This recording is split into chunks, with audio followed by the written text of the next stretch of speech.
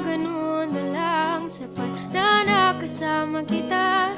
Kahit hanggang dun na lang, di na lang ako lalapit, di na lang titingin para hindi na rin mahulog pa sa iyong mga mata.